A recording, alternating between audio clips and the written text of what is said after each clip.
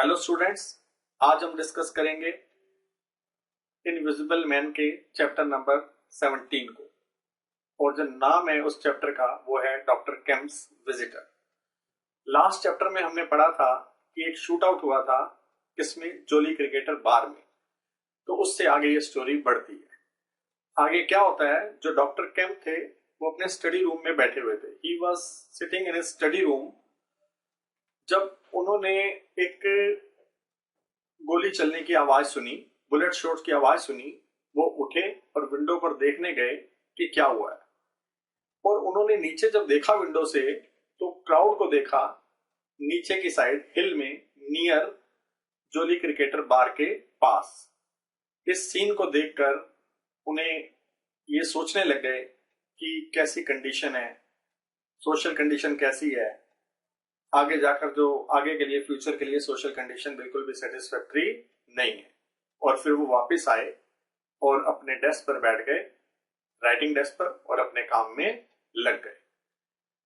फिर वो अपने काम में लगे रहे। उसके 1 घंटे बाद जब वो काम में लगे हुए थे, कोई शोर नहीं था वहां पे, बिल्कुल अपने काम में लगे हुए थे। 1 घंटे बाद जो उनका फ्रंट डोर था उसकी बेल किसी ने रिंग की, बेल को बजाया। तो उन्होंने अपनी राइटिंग को बंद कर दिया। उन्होंने सुनने की कोशिश की कि अभी मेड रिस्पोंड करेगी डोर पर, कोई आया होगा। जो हमारी मेड है, नौकरानी है, वो डोर को जाकर खोलेगी। He waited for some call, और उन्होंने वेट किया कि मुझे अभी बुलाया जाएगा, कोई कॉल आएगी फ्रॉम हर, उससे। लेकिन मेड ने डॉक्टर केम्प को नहीं बुलाया। वो हैरान हो गए, ये सोचने लग गए कि कौन आया होगा इस समय। उनको अपने काम से उनका ध्यान थोड़ा सा हट गया राइटिंग वर्क से, और उन्होंने अपनी नौकरानी को आवाज दी और उससे पूछा कि क्या कोई लेटर आया था, जो अभी बेल किसी ने बजाई थी, या कोई लेटर आया था। उसने रिप्लाइड किया, नौकरानी ने, उसने कहा नहीं, it was run away ring. कोई ऐसे ही आता जाता आदमी रिंग को बजाकर चला गया, बेल को बजाकर चला गया। तो जो डॉक्टर केम्प थे उन्होंने अपने काम को दोबारा करना शुरू कर दिया। और after finishing is job, after, मतलब 2 बजे का टाइम था रात को, तो उनको क्या लगा, उनको प्यास सी लगी।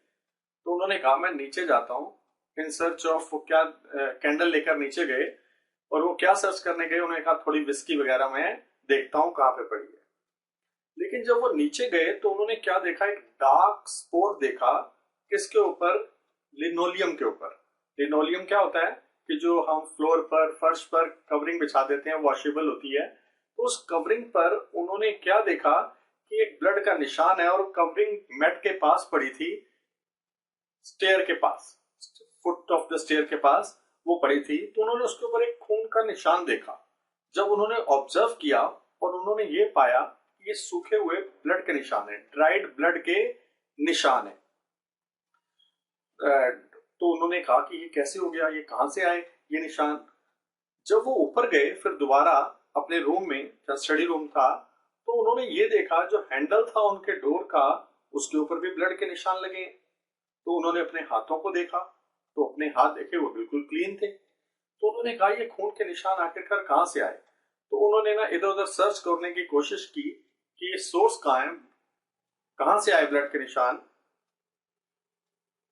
लेकिन उनको पता नहीं चल पाया कि ये ब्लड के निशान कहां से आए हैं। फिर वो नीचे आए, अपने बेडरूम में गए। तो बेडरूम में देखा तो हर तरफ खून फैला हुआ था, कई जगह पे खून लगा हुआ था। और जो बेडशीट थी उनकी वो फटी हुई थी।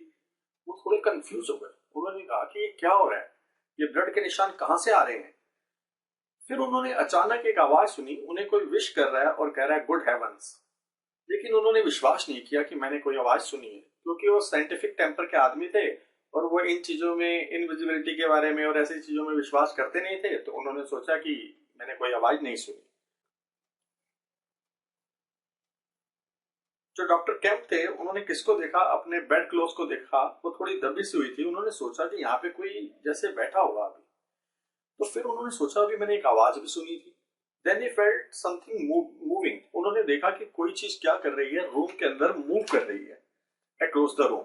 दो he was a man of scientific bent, हालांकि वो साइंटिफिक टेम्पर के आदमी थे, लेकिन उनके मन में भी थोड़ा सा एक शक सा पैदा हो गया, सुपरस्टिशन का एक अंधविश्वास सा आ गया।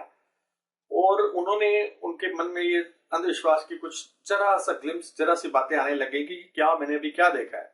उसी समय क्या हुआ, उन्होंने क्या देखा, एक ब्लड से भीगी हुई स्टेन बैंडेज देखी जो हवा में बीचों बीच लटकी हुई थी। अच्छी तरह से वो बंधी हुई थी, लेकिन उसके अंदर कुछ था नहीं। किसके ऊपर बंधी हुई है ये बिल्कुल पता नहीं लग रहा था। तो वो भुचक्के से रह गए, स्टंट रह गए, हैरान रह गए। तब उन्होंने कहा ही वॉज टच। तब उनको किसी ने टच भी किया। He heard a voice very close to him. उन्होंने एक आवाज सुनी बिल्कुल अपने नजदीक, डॉक्टर कैंप का नाम लेते हुए। उस आवाज ने डॉक्टर कैंप का नाम लिया और वॉइस ने उससे क्या कहा, उस आवाज ने क्या कहा कि आप अपना कूल बनाए रखें, और अपना इंट्रोडक्शन करवाया कि मैं एक इनविजिबल मैन हूं। He is an invisible man. Doctor Kemp ने अपना कूल बनाए रखा, शांत रहे, और उस वॉइस से पूछा कि क्या आपको पट्टी बंधी हुई है। आवाज आई, आवाज ने आंसर दिया, हाँ मुझे पट्टी बंधी हुई है। जो डॉक्टर कैंप थे ना, वो अपनी सीट से उठे और वो जो बैंडेज थी ना उस तरफ गए और इनविजिबल मैन के फिंगर को उन्होंने टच किया। इनविजिबल मैन ने उससे कहा कि अपनी जगह से आप हिलो मत, लेकिन तब तक डॉक्टर कैंप ने सख्ती से ग्रिप बना ली थी उसकी बाजू पर, रिस्ट पर।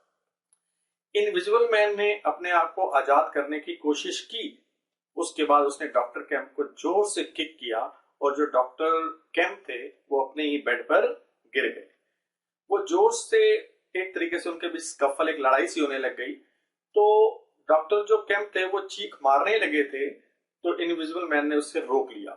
उन्होंने उससे कहा कि, उसको धमकी दी कि मैं तुम्हारे मुंह को तोड़ दूंगा अगर तुम शॉटिंग करते रहे, अगर तुम चिल्लाते रहे। तो वो एक दूसरे के साथ स्ट्रगल कर रहे थे।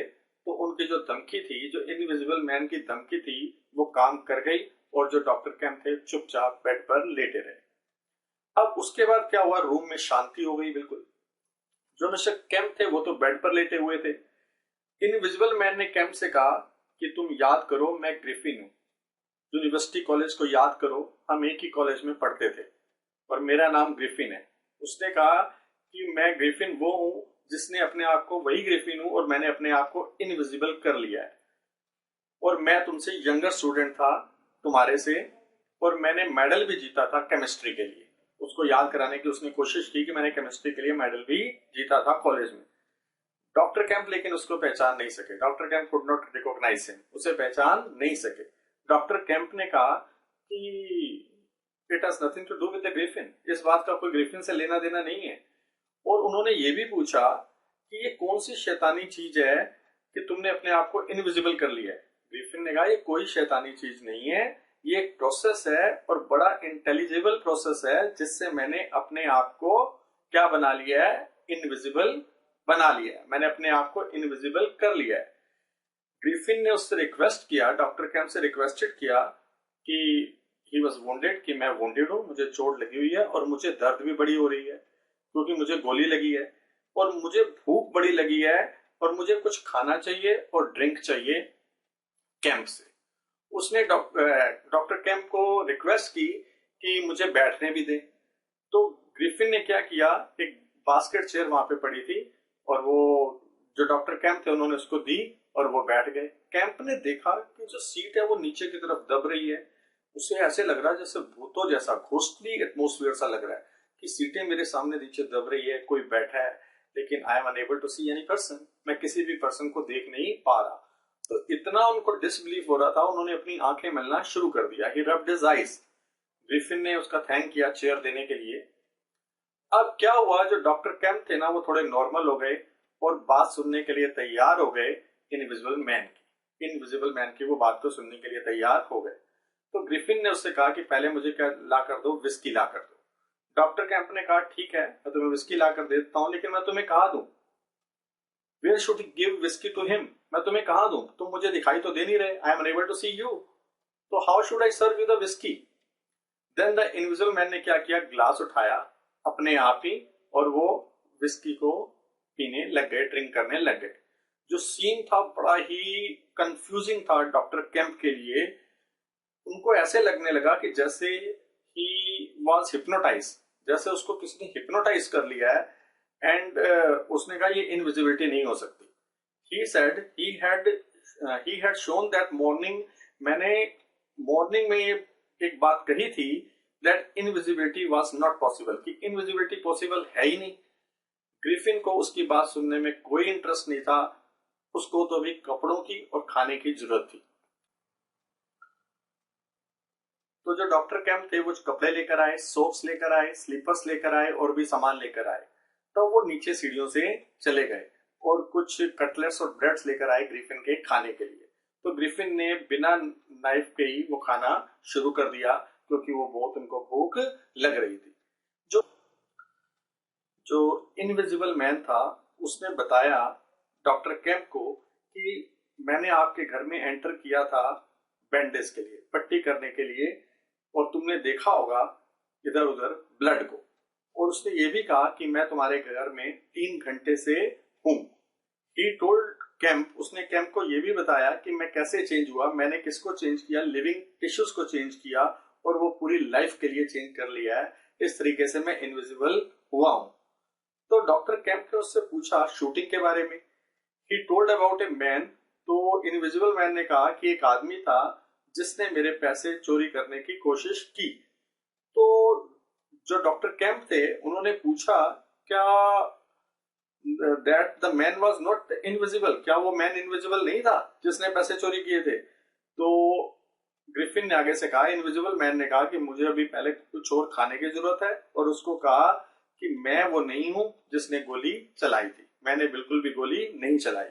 जब ग्रिफिन का पेट भर गया तो ग्रिफिन ने उससे क्या मांगा, इनविजिबल मैन ने, कि मुझे सिगार चाहिए पीने के लिए। तो डॉक्टर कैम्प हैरान हो गए जब उन्होंने देखा उसको सिगार पीते हुए। जब वो सिगार पीता था तो उसका गला, उस एरिया जहां पे धुआं जाता था, वो विजिबल हो जाता था। ग्रिफिन ने उसको, डॉक्टर को कहा कि मैं बहुत लकी हूं कि मुझे क्या मिल गए, तुम मिल गए। अगर हम चाहें तो हम दोनों मिलकर काम कर सकते हैं, तो हम दोनों को मिलकर ही काम करना चाहिए। उसके बाद ग्रिफिन ने क्या, और तुम्हें मेरी हेल्प भी करनी चाहिए। बताया कि उसने अपने आप को इनविजिबल कैसे किया। तो ग्रिफिन ने उसको बताया, मैं तुम्हें पक्का बताऊंगा, पूरी स्टोरी बताऊंगा कि मैंने अपने आप को इनविजिबल कैसे किया। पहले मैं स्मोकिंग कर लूं पूरी, फिर मैं आपको बताऊंगा। लेकिन जो स्टोरी थी वो अनटोल्ड ही रह गई, वो बता नहीं सका क्योंकि उसको बहुत दर्द हो रही थी और वो बड़ा थका हुआ फील कर रहा था और उसको नींद भी आ रही थी। तो वो अपने आप से ही बातें करने लग गया। जो इनविजिबल मैन था कभी कहता था वो मेरे से डरा हुआ था, he was afraid of me, he meant to give me sleep, उसने मुझे धोखा देना ही था, मैं ही फूल था, मुझे उसे जान से ही मार देना चाहिए था। एक्चुअली वो किसके बारे में बातें कर रहा था, वो मार्वल के बारे में बातें कर रहा था। तो जो डॉक्टर कैंप थे उन्होंने उससे पूछा उसी समय, तो तुम्हें ये पैसे तुम्हारे पास आए कहां से थे? जो उस आदमी ने तुम्हारे पैसे चोरी किए, ये पैसे तुम्हारे पास कहां से आए थे? लेकिन ग्रिफिन ने मना कर दिया ये बात बताने से कि मेरे पास कैसे पैसे आए थे, और उसने कहा कि इस टाइम मुझे नींद आ रही है और मैं सोना चाहता हूं। तो डॉक्टर कैम्प ये जानना चाहते थे कि अबाउट द वुंड, उसके जख्म के बारे में, और ग्रिफिन ने कहा कि कोई ज्यादा बड़ा जख्म नहीं है, ये थोड़ा सा स्क्रैच ही लगा है, मुझे स्क्रैच लगा है, कोई ज्यादा बड़ा जख्म नहीं है। देन सडनली क्या हुआ, he said how could he sleep, Griffin ने कहा कि मैं कैसे सो सकता हूँ कि मुझे शक है पकड़े जाने का, मेरा जो फेलो मैन है, मतलब डॉक्टर कैम्प ही है, वही मुझे रेस्ट करवा सकते हैं, पकड़वा सकते हैं, तो मैं कैसे सो सकता हूँ? तो उसने कहा कि मैं ही फूल था कि मैंने डॉक्टर कैम्प को अपना सारा आइडिया बता दिया और ये बता दिया कि मैं इनविजिबल हूं। अब मेरा सारा आइडिया किसको पता है? डॉक्टर कैम्प को पता है। तो यहाँ पे जो चैप्टर है वो एंड होता है। तो इस चैप्टर में हम क्या देखते हैं कि जो एक विजिटर है, विजिटर मतलब इनविजिबल मैन है, वो कहाँ पे आता है? डॉक्टर कैम्प के घर में आता है। एक्चुअली में उसे क्या लगी हुई है? एक स्क्रैच लगी हुई है, उसका ब्लड निकल रहा है। वो तो ऐसे ही आया था लेकिन उसको उस टाइम पता नहीं था ये डॉक्टर कैम्प का घर है। लेकिन जब वो अंदर आया तो उसने देखा ये डॉक्टर कैम्प का घर है जिसे मैं जानता हूँ, तो ये मेरी हेल्प कर सकता है, जो मैं चाहता हूँ उस काम में मेरी हेल्प कर सकता है। तो यहाँ पे चैप्टर एंड होता है। Thank you.